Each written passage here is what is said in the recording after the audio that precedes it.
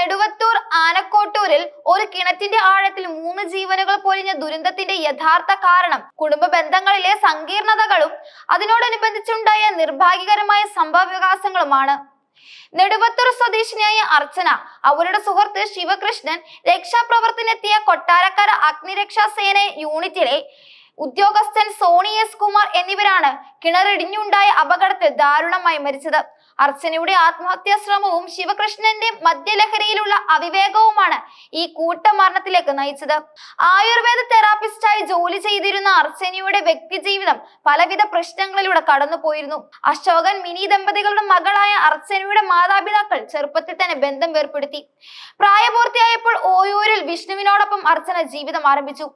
ഈ ബന്ധങ്ങളിലാണ് അവർക്ക് 3 മക്കൾ ഉണ്ടായത്. എന്നാൽ ഈ ബന്ധങ്ങളിൽ ആയിരിക്കുമ്പോൾ തന്നെ ഗർഭിണിയായിരിക്കെ അർച്ചന കിണറ്റിൽ ചാടി ആത്മഹത്യാ ശ്രമം നടത്തിയിരുന്നു. അന്ന് ഗർഭം അലസിപ്പോവുകയും പിന്നീട് വീണ്ടും ഒരു തവണ കൂടി ഗർഭം അലസിപ്പോവുകയും ചെയ്യുകയുണ്ടായി. വിഷ്ണുവിനെ ഉപേക്ഷിച്ച ശേഷം അർച്ചന ഇസ്മായിലുമായി അടുപ്പത്തിലായി. ഇസ്മായിലിനൊപ്പം താമസിക്കുമ്പോഴും അർച്ചന കിണറ്റിൽ ചാടി ആത്മഹത്യാ ശ്രമം നടത്തി. ആഴമില്ലാത്ത കിണറായതിനാൽ 2 തവണയും അവർക്ക് പരിക്കേൽക്കാതെ രക്ഷപ്പെടാനായി. ഈ കുടുംബങ്ങളിലെ ബന്ധങ്ങളിലെ അനിശ്ചിതാവസ്ഥക്കിടയിലാണ് ലൈഫ് പദ്ധതിയിൽ അർച്ചനയ്ക്ക് ആനക്കോട്ടൂരിലെ 5 സെന്റ് ഭൂമി അനുവദിച്ചത്. വീടുപണി പൂർത്തിയാകാത്ത ഈ വീട്ടിലാണ് കഴിഞ്ഞ 2 വർഷമായി അർച്ചനയും മക്കളും താമസിച്ചിരുന്നത്. എങ്കിലും ആയുർവേദ തെറാപ്പിസ്റ്റ് ജോലിക്കായി തൃശൂർ, എറണാകുളം, വയനാട് ഭാഗങ്ങളിലേക്ക് പോകുമ്പോൾ മക്കളെ ആനക്കോട്ടൂർ തൈവിളമുക്കിലെ വാടക വീട്ടിൽ താമസിക്കുന്ന അമ്മ മിനിയെ ഏൽപ്പിക്കുകയായിരുന്നു പതിവ്. ദുരന്തത്തിലേക്ക് നയിച്ച സംഭവം നടക്കുമ്പോൾ അർച്ചനയുടെ പങ്കാളിയായി വീട്ടിലുണ്ടായിരുന്നത് ശിവകൃഷ്ണനാണ്.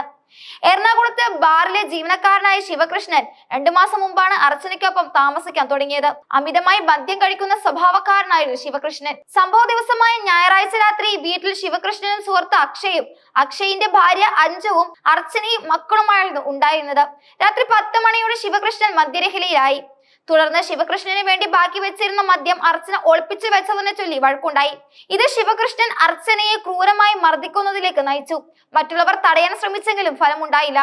മർദ്ദനം ഏറ്റതിന്റെ പാടുകളും പല്ലിനിട്ട കമ്പി ചുണ്ടിൽ മുറിവേൽപ്പിച്ചതുമടക്കം അർച്ചന മൊബൈൽ ഫോണിൽ പകർത്തിയിരുന്നു. ശിവകൃഷ്ണൻ കുട്ടികളെയും മർദ്ദിക്കാറുണ്ടായിരുന്നുവെന്നും റിപ്പോർട്ടുകളുണ്ട്. ഈ മാനസികവും ശാരീരികവുമായ പീഡനം സഹിക്കവയ്യാതെയാണ് അർച്ചന വീടിന് പുറത്തേക്കിറങ്ങി കിണറ്റിലേക്ക് ചാടിയത്. അർച്ചന കിണറ്റിൽ ചാടിയതോടെയാണ് ദുരന്തത്തിന്റെ ആരംഭം ഉണ്ടാകുന്നത്. ശിവകൃഷ്ണൻ തന്നെയാണ് അഗ്നിരക്ഷാ സേനയെ വിവരം അറിയിച്ചത്. തുടർന്ന് കൊട്ടാരക്കരയിൽ സോണി എസ് കുമാർ ഉൾപ്പെടെയുള്ള അഗ്നിരക്ഷാ സേനാംഗങ്ങൾ സ്ഥലത്തെത്തി. ഫയർഫോഴ്സ് സംഘത്തിലെ ധീരനായ ഉദ്യോഗസ്ഥനായിരുന്നു സോണി എസ് കുമാർ. ഇദ്ദേഹം തന്നെയായിരുന്നു അർച്ചനയെ കിണറ്റിലിറങ്ങി രക്ഷിക്കാൻ മുന്നിട്ടിറങ്ങിയതും. ഇതിനു മുമ്പ് അഗ്നിരക്ഷാ സേനാംഗങ്ങൾ അർച്ചനയുമായി സംസാരിക്കുകയും ചെയ്തിരുന്നു.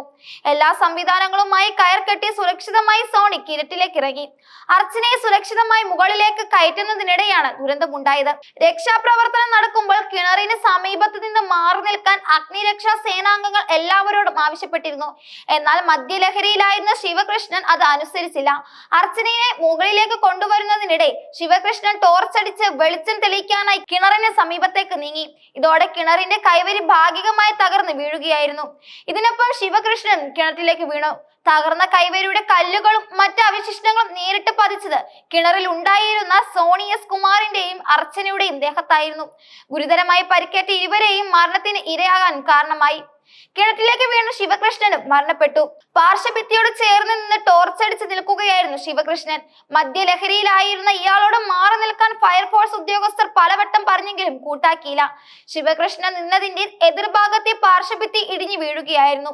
കിണറിന്റെ പാർശ്വഭിത്തിയോട് ചേർന്ന് നിന്ന മറ്റൊരു ഫയർഫോഴ്സ് ഉദ്യോഗസ്ഥനായ സുഫൈൽ കഷ്ടിച്ച് രക്ഷപ്പെട്ടു എന്നതും ഫയർഫോഴ്സ് നൽകുന്ന വിശദീകരണം പറയുന്നു. ഒരു കുടുംബത്തിലെ പ്രശ്നങ്ങൾ ഒരു ധീരനായ അഗ്നിരക്ഷാ സേന ഉദ്യോഗസ്ഥന്റേതടക്കം 3 ജീവനുകൾ അപഹരിച്ച അത്യന്തം ദാരുണമായ ഒരു സംഭവമായി ഇത് മാറി.